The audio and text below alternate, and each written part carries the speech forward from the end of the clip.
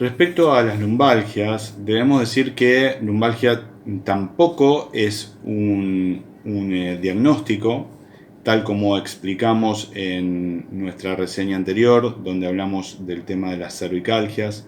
Simplemente es la descripción de un síntoma. En este caso, lumbalgia es una palabra compuesta por un prefijo que nos denomina en este caso el sector de la columna en el cual reside la sintomatología, en este caso lumbar, y el sufijo algia, que quiere decir dolor. Es simplemente la descripción de ese síntoma, no nos dice mucho más. Respecto a la sintomatología que puede sentir el paciente, depende muchísimo del nivel de la lesión. La idea de hoy no es volver a repetir la fisiopatología que ya hablamos en la reseña de cervicalgia. Según el nivel de la lesión va a sentir distintos tipos de síntomas. Por ejemplo, es muy habitual encontrar lumbociatalgia. Tampoco lumbociatalgia es un diagnóstico certero. Es un poquito más orientador, obviamente que nos remite a las raíces del nervio ciático, con lo cual uno, más allá de valorar la columna en forma global, como ya también explicamos que debe ser tratada, quizás nos oriente un poquito más hacia la zona lumbosacra o a un nivel de lesión entre L5 y sacra 1, donde comienzan a discurrir las raíces del nervio ciático. Obviamente que, como también ya lo hablamos, es muy importante un buen interrogatorio, una inspección completa y una valoración funcional por parte nuestra. Es muy importante para poder dar con el diagnóstico certero los estudios complementarios, como por ejemplo el diagnóstico por imágenes, a través del cual, a través de un espinograma o de una resonancia magnética, nosotros vamos a poder valorar la situación de esa columna. Por ejemplo, en un espinograma, en sus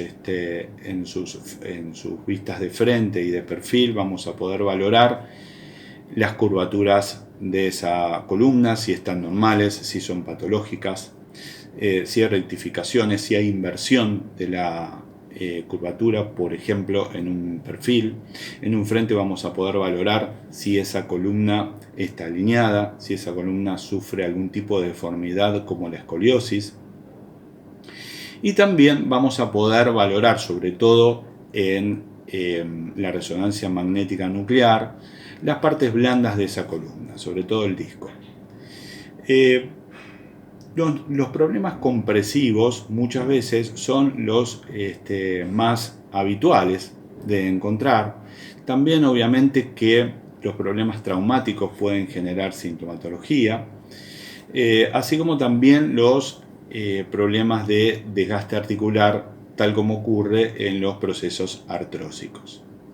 Según el nivel de la lesión, dijimos, podemos tener distintos tipos de síntomas. En el caso que estamos describiendo, en las lumbociatalgias, esa irradiación del dolor y hasta también de sensación de adormecimientos, falta de fuerza o quizás también destellos eléctricos, va a discurrir sobre todo por la parte posterior de uno de los miembros inferiores o de los dos, en el caso de ser una compresión bilateral. Es muy importante que nuestra inspección comprenda también la valoración de la fuerza, de la sensibilidad y de los reflejos.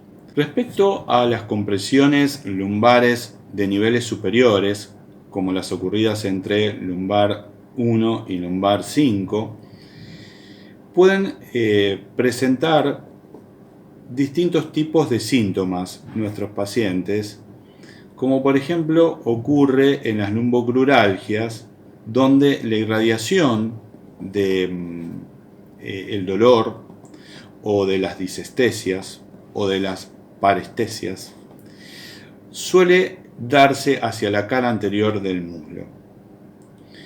También en este tipo de compresiones pueden aparecer irradiaciones a la zona interna del muslo y a la zona pudenda.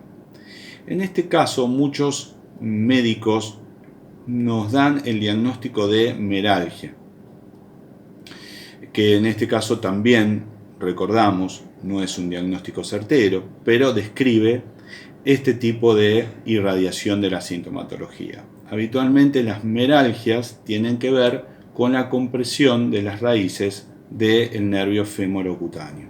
Y su irradiación, como dije antes, es hacia la zona interna del muslo y a la zona pudenda.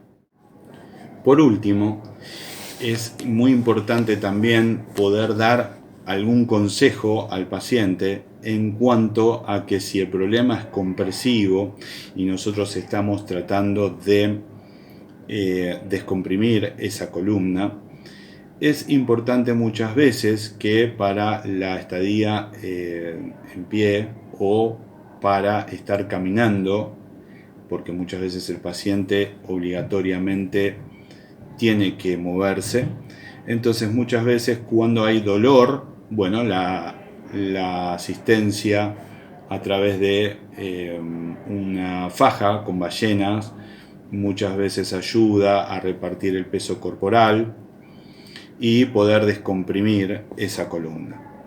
Obviamente que la faja es un semi-inmovilizador, con lo cual obviamente que la disociación, para poder trabajar la disociación de esa columna, el paciente va a tener que sacarse esa faja para poder trabajar los ejercicios o las técnicas que nosotros decidamos aplicar. Pero para los momentos donde el paciente se traslada o está de pie o caminando, es importante el consejo de este tipo de asistente. Lo mismo si fuera necesario un bastón para la descarga de peso, también es importante que nosotros podamos dar un buen consejo según nuestro criterio al valorar el paciente. Aconsejar un factor térmico es importante a la hora de tratar de bajar sintomatología de una forma más natural y no con analgésicos. Ayuda a disminuir el tiempo de ingesta de estos analgésicos y es muy importante poder dar un buen consejo respecto a si frío o calor. Para ello los remito a algún video anterior que existe también en mi canal de YouTube y en Instagram sobre agentes térmicos.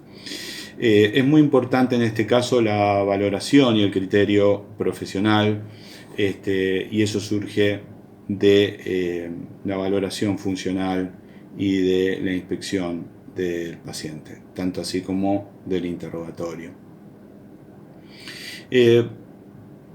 Con respecto a los esfuerzos, es muy importante que el paciente, poder aconsejar y poder concientizar al paciente de no cargar en exceso esta columna. Lo mismo ocurre con el sobrepeso, con el aumento del volumen de masa corporal.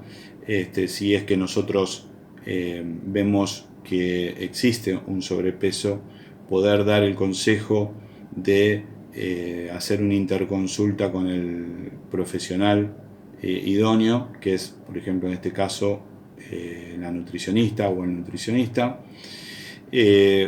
dar el consejo de una dieta sana y de una buena hidratación es muy importante. También poder aconsejar una actividad que sirva para ayudar a disminuir tensión y como descarga de tensión es muy importante. Muchas veces nos pasa que los pacientes vienen con el consejo de hacer pileta o yoga. Muchas veces tenemos que tener en cuenta a la hora de recomendar alguna actividad que el paciente puede, en el caso de pileta, no gustarle, tener terror al agua o no tener el tiempo o los recursos para poder realizar esa actividad. Lo mismo ocurre con yoga. Bueno, poder conocer al paciente a través de nuestro interrogatorio y a través de la interacción en las sesiones tiene que ayudarnos a tener un buen criterio y a dar un buen consejo con respecto a esto. Algunas veces una simple caminata al aire libre en el parque, donde nos ayude a estar un poco más destensionados y en contacto con la naturaleza y con el sol, tan importante a la hora de pensar en la vitamina D de ese paciente. Y quizás no es necesario gastar en alguna actividad específica. Obviamente que tanto el yoga como la pileta, así como el pilates postural del tipo de esferodinamia, es importantísimo, pero bueno, es importante que esa actividad sea verdaderamente recreativa y que el paciente le guste poder realizarla. En cuanto al tratamiento, es importante, sobre todo para el tratamiento medicamentoso, es importante poder dar un buen consejo, porque muchas veces nuestro paciente nos lo requiere, pero también es importante informar de que este consejo tiene que ser corroborado por el médico especialista, que es el profesional idóneo en este sentido. Cuando uno piensa en recomendar o aconsejar una medicación, hay que tener presente nuestro diagnóstico certero, ya que si uno va a medicar una algia, quizás con un AINES sería suficiente, pero si uno no va a la raíz del problema, muy probablemente esta mejoría sea temporaria. Con lo cual, por ejemplo, en problemas artrósicos, sería muy importante el tratamiento medicamentoso antiartrósico, como por ejemplo los insaponificables de palta y soja, o medicaciones como la glucosamina y el condroitin sulfato, que van a detener ese foco artrósico. También en este tipo de pacientes muchas veces hay descenso de vitamina D, sobre todo en mujeres mayores de 50 años, con lo cual solicitar un dosaje en sangre en vitamina D para ver cómo está es muy importante y a partir de ahí, si hay una disminución de esta vitamina, poder dar algún complemento, como son por ejemplo las gotitas de raquiferol, u otros medicamentos de administración oral también. Es muy importante también el consejo, en este caso, de una densitometría. Esto nos va a permitir valorar cómo está la calcificación y en caso de que haya una descalcificación, poder ver si hay una osteopenia o una osteoporosis. Eso es muy importante a la hora de pensar en dar un buen consejo para tratar estas patologías. Por otro lado, si el problema es traumático, la administración de un AINES vía oral o vía inyectable pueden ser de gran ayuda. En el caso de un problema compresivo, es muy importante poder ver qué grado de lesión hay, porque por ejemplo cuando hay hernias grado 3 ya la solución es quirúrgica y quizás no tanto medicamentosa, pero si hay un nivel de lesión inferior, algunas veces también la administración vía oral o inyectable de un AINES o muchas veces también de algún corticoide. Respecto al tratamiento kinésico, que es lo que más nos incumbe, más allá del tratamiento de fisioterapia o la técnica kinésica que nosotros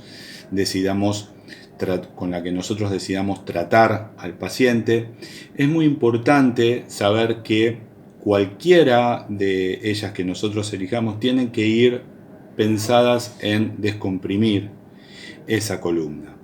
Y no solamente también descomprimir, sino también disociar los distintos segmentos de ese raquis. Respecto a lo postural, tan importante en el caso del raquis, el consejo ergonómico que ayude a la alineación de acuerdo a las posibilidades de nuestro paciente y a nuestro criterio profesional, que ayude a la alineación de ese raquis frente a la computadora, a la laptop, al celular.